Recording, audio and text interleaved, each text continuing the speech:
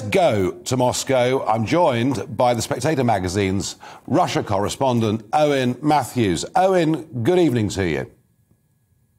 Great to be on.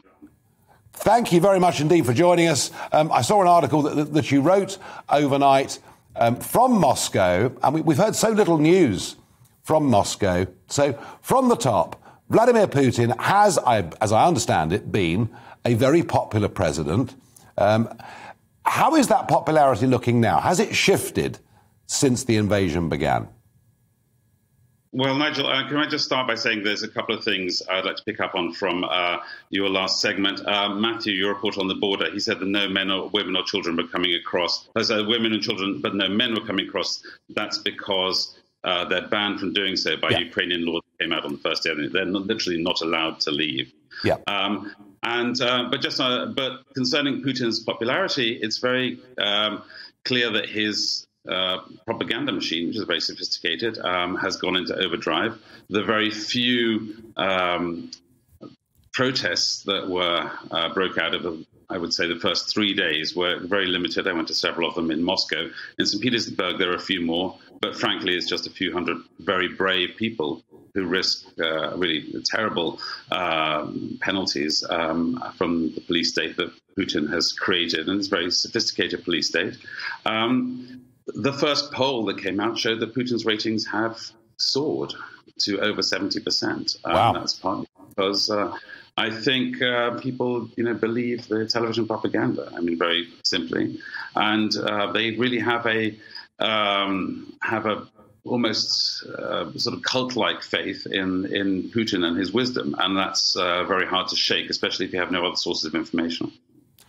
And in terms of information and where people get their information, what is access to the internet like at the moment? How easy is it for an ordinary Russian citizen to go and find differing shades of opinion from all around the world? Well, access to the internet in Moscow certainly is far better than it is in London. It's an extremely sophisticated city. What's very striking is not so much that people don't have access, it's that they don't want to have access. They don't really want to know the truth. And it's actually a really important thing about the latest iteration of Russia's propaganda.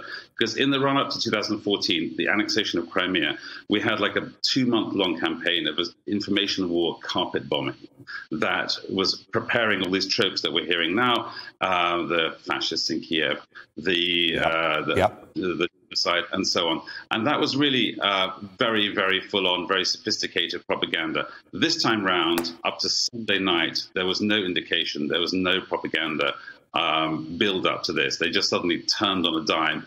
And the kind of propaganda that has been put out to supposedly demonstrate to Russian viewers this genocide is phoned in. It's just bad quality propaganda. So the question arises, do you have to be unbelievably gullible and stupid to believe it? Or, I think much more importantly, is to understand that people believe it not because they're stupid or gullible, it's because they want to believe it. And that's really a devastatingly important thing to understand about Putin and the basis of his power, is that he doesn't very interesting. That's very interesting. And what about